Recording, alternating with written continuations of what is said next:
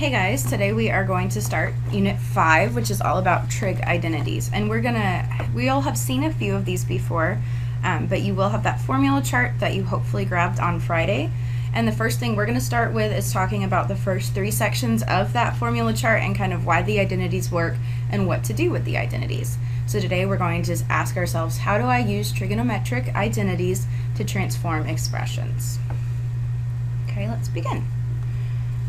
Okay, so the first type of identities you're going to see are the reciprocal identities. And reciprocal, remember, just means flip. And we kind of know this. We know that cotangent is the flip of tangent, secant is the flip of cosine, and cosecant is the flip of sine. Okay, the ones that they don't necessarily tell you are the other way. If you had tangent of x is equal to 1 over cotangent of x. Basically, you're just flip-flopping where they go. Same deal for cosine. And then same deal for sine. So we're just saying, how can I rewrite some of these expressions using a different trig function? Now these right here, the tangent x, cotangent x equal 1, all we've done here is we've rearranged this equation. So if you just times both sides by tan of x, you'd see the tan x of cotangent x equals to 1. Okay, so again, these are 3 identities that we've kind of seen. Reciprocal, flip it over, got it. Okay, the next type of identities we're going to talk about are the quotient identities. And again, we kind of saw this before when we were doing our unit circle, and you were looking especially for those quadrant border angles, and you knew that, for instance, if you wanted the tangent of 3 pi over 2, you took the y over the x, or the sine over the cosine. So that's what these guys mean. So we have the one for tangent and the one for cotangent. So let's look at for tangent x. So I want to kind of show you the idea of today. We are trying to say, take this left side and prove that it equals into that right side. Okay, and so I'm going to use some of those identities that we know in order to show that, yes, in fact, secant x over cosecant x is the same thing as tangent of x. So when you're doing these, you're always going to pick one side and kind of work from it. And so once you pick that side, you have to stick with it. So sometimes if you pick the less complicated side, it makes life a little bit easier. So if I have the tangent of x, we already know that sine x over cosine x, or y over x, is going to be the same thing as tangent. Okay? Well, if I'm going to make this a little bit easier on myself, this is actually sine x over 1 times 1 over cosine x. All I've done there is kind of break apart my fraction and know that, yes, I can just take out a 1 in there. Okay? And then I'm going to think about, well, before when we talked about those reciprocal identities, that sine of x, just regular sine of x, would just be the same thing as 1 over cosecant x. Again, I'm just looking at that formula chart and saying, cool, I know how to rewrite this. Okay, similarly, 1 over cosine x is the same thing as secant x. So secant x over 1. So now if I times those together, I would get secant x over cosecant x, and that's what we wanted. Okay, and so that's kind of, you can prove that to yourself. You don't have to necessarily memorize all these things. You can always work from knowing one fact and then take it and make it into a different one. Okay, same deal for cotangent, you just flip it over. Okay, the last one, and I think the most important set of identities, are the Pythagorean identities. Cosine squared x plus sine squared x equals 1.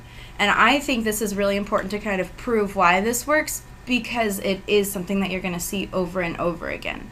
So I'm going to start by drawing a picture of an angle in quadrant 1. So here's my theta, or my x in this case, and when I look at this, remember, this distance vertically would be some y distance. This distance horizontally would be some x distance. And then I'm going to go ahead and just call the radius r. We don't know exactly how long my radius is at this point. So there are some facts we already know about this. For instance, we know that sine equals opposite over hypotenuse, so y over r, and we know that cosine would be adjacent over the radius. So if I take this triangle and I use my Pythagorean theorem, I would know that leg squared plus leg squared equals radius squared. Okay, now if I take what I said before and I want to make this into 1, this side into 1, I'm going to go ahead and just kind of rearrange things, and I'm going to divide every single piece by r squared, so it equals into 1, like this equation has over here. I'm going to take every piece and divide it by r squared. Okay, using some of our algebra rules, we know that if I had x over r and I squared the whole thing, that's the same thing as x squared, r squared, kind of like distributing the exponent.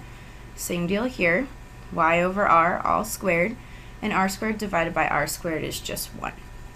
Okay, well now at this point, if you know that the sine of this theta is equal to y over r and the cosine is x over r, I could substitute that expression in there. So if you remember when we were writing squareds for cosine and trig and sine and all those, we put the square over here.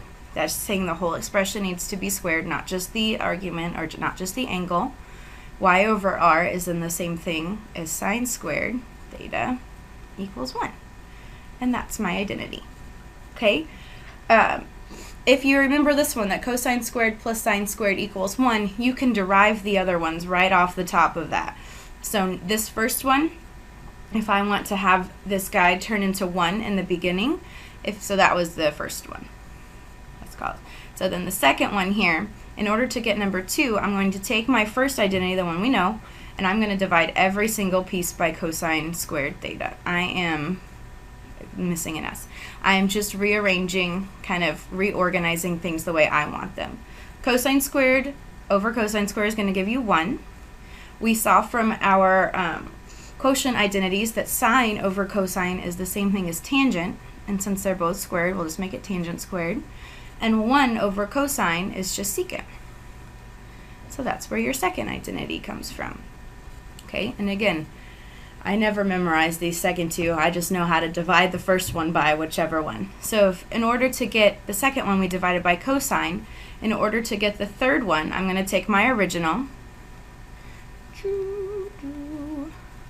and I'm going to divide by sine. Whew. And so if I look at my reciprocal identities, I know, that's not reciprocal, that's quotient, this guy right here. Cosine over sine is the same thing as cotangent. Sine over sine is 1, and 1 over sine is cosecant.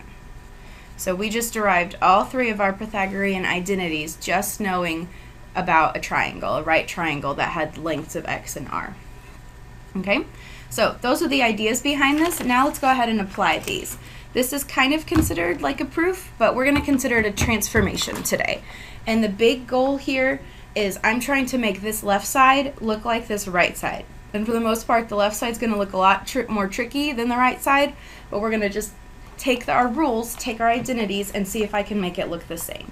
And there are lots and lots and lots of ways to get these answers. You don't have to necessarily follow the same thing that I'm doing or the same thing that your neighbor's doing, but we're just trying to get this expression to look like cosine x. So usually I like to keep these things in terms of sine and cosine, just because those are the regular identities I know. I feel more comfortable with them. So I'm going to go ahead and take this guy, this cotangent, and write it in terms of sine and cosine. So sine x, and then cotangent is the same thing as cosine over sine. Okay, now if you see right here, this is my quotient identity. If I look and I time straight across, I would notice that my sines would cancel, and I'm just left with cosine. And that's what I'm trying to do. So really what's happening here, the work is your answer. This part is the more important part than actually being able to show me, well, I know what the answer is. It should be cosine. I need to know, do you know how to get there? So let's try number 2. Sine x, secant x, cotangent x to 1. Okay, so all of those are multiplied together. Again, I like to keep things in terms of sine and cosine, so I'm going to go ahead and leave sine alone. And then I know that secant, using my reciprocal identity, is the same thing as 1 over cosine. Using my quotient identity, I know that cotangent is cosine over sine. So now if I times all of that together, I would get cosine over cosine, sine over sine, and that's just 1, which is what I wanted. Okay, now you could have gone ahead and put this in terms of a different trig function. Maybe you wanted to put it in terms of secant because you like secant. I don't know why. So if you left this guy and you turned this first one, sine, using my quotient identity, 1 over cosecant x times secant x, we'll leave that one alone. And then cotangent, we would know, using our reciprocals, is cosecant over secant. And again, just check out that formula chart. You don't have to memorize it. And if you see here, my secants are going to cancel, my cosecants are going to cancel, and you get the same thing. So there are multiple ways to get to these answers. Let's take a look at one that's going to use my Pythagorean. Okay, so I'm trying to make this whole gross thing into tan squared x minus sine squared x. Now the first thing you need to notice here is that this has it's squared, but it's in parentheses. So really what you have to do here is FOIL. Remember, this is saying that there are two of these times together. And so now we're going to play the FOIL game. So we're going to take cosine x times cosine x, so that's cosine squared x. And I'm going to take cosine x times negative secant x, and so I'm just going to multiply those two things together. Okay, then I'm going to take my insides, I guess, yes, those are my insides. So minus secant x times cosine x. Remember, multiplication is commutative, so it doesn't matter what order you put it in. So if it makes you feel better to put cosine first, that's fine. Or you can put it second, just know those two are going to be like terms. And finally, my last terms, minus times minus is positive, and then squared. Okay, so now I'm going to go ahead and combine some like terms. Right here, these two are the same. So I have cosine squared x minus 2 cosine x secant x plus secant squared x. Okay, now I need to get this in terms of tangent and sine. I have no tangents, I have no sines. So what I'm going to think about is because there's a square in it, I want to try those Pythag identities. Okay, and so the Pythagorean identity says that cosine squared plus sine squared equals to 1. Okay, but I know if I felt like it, I could take this and I could solve this guy out for cosine, because I have a cosine squared in my equation. So I'm going to go ahead and subtract sine squared x from both sides. Okay, so that tells me that cosine squared x will be equivalent to 1 minus sine squared x. So I can take this whole thing and make it into 1 minus sine squared x. Okay, we know if you look at your identities that if you have cosine x times secant x, this is in the reciprocal identities when you times them together, that this whole thing turns into 1. If you look at the first column, well, not the first column, the first section of your formula chart, cosine x times secant x equals to 1. So this is really just saying 2 times 1, which is 2. Okay, and then finally, we need to get some tangents going on in here. So I'm going to try to rewrite secant squared x in terms of tangent x. Okay, so if I look back at my identities, I'm going to go back and show you. We know that secant squared x equals 1 plus tangent squared x, and that was just on my formula chart, or I could have derived it. So I'm going to go ahead and plug in, instead of secant squared x, I'm going to plug in 1 plus tangent squared x. Okay, so now at this point I'm going to combine like terms. I have 1 plus 1 is 2, minus 2 makes everything go away, so it's 0, and I now have negative sine squared x plus tan squared x. So if I just put the tan first, I'm going to get what they were talking about. Okay, so sometimes these can be tricky, but remember, there's multiple ways to solve through them. Okay, number 4, you can solve almost the same way. When you're looking at this guy, remember, we just showed that cosine squared x is equal to 1 minus sine squared x. We're just taking these. So the one thing I notice here is because I want a sine squared x in my answer, I'm not going to get rid of the sine squared x. Even if cosine is your favorite, look at your answer, kind of see where am I headed. Okay, now at this point, 1 minus sine squared x minus sine squared x combine like terms. There's 2 sine squared x's, and that's what I wanted. Okay, again, lots and lots and lots of ways to get these things. Try to take the easiest path, the path of least resistance. Finally, on number 5, and I think this one's the most tricky thing. Again, I always try to get things into terms of sine and cosine, just to make life easier. So I need to make tan x plus cotangent x to cosecant x secant x. So I'm going to go ahead and I'm going to write this in my quotient identities. Okay, so sine x over cosine x is the same thing as tangent x. Okay, cotangent x is the same thing as cosine x over sine x. Now the one thing I notice here is that this is all one term, and I actually have two things being added together right here. So what I need to do here is find a common denominator. My common denominator would be cosine x times sine x. Can't make it any easier than that. So I'm going to multiply by a tricky form of 1, because that's not going to change anything if I just times by 1. So if I times by sine x over sine x, that'll get the sine in my first expression on the bottom. And on the second one, if I times by, if I times by cosine x over cosine x, that'll get me what I want to have that whole thing be the same. So again, when you have common denominators, now you can just times across. So sine squared x, sine times sine is sine squared, then sine x cosine x, plus 2 cosines in the top is cosine x, cosine squared x, and then sine x cosine x. Once you have common denominators, your life becomes a lot easier because you can just add straight across. So we're going to have sine squared x plus cosine squared x all over this business, sine x cosine x.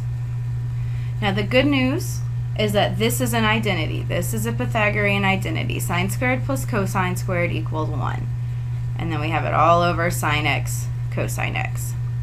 If I split that apart, I would get 1 over sine x times 1 over cosine x. And using those reciprocal identities, we would know that 1 over sine is cosecant and 1 over cosine is secant. And that's what I wanted. Okay, so that's the idea of today. We're taking one side, turning it into the other side, using those first couple trig identities. And you're always going to be welcome to use your formula chart. You don't have to memorize these. Okay, and we're always going to see, maybe we can get things in terms of sine and cosine to make my life a little easier. Hope you have a great weekend. Bye.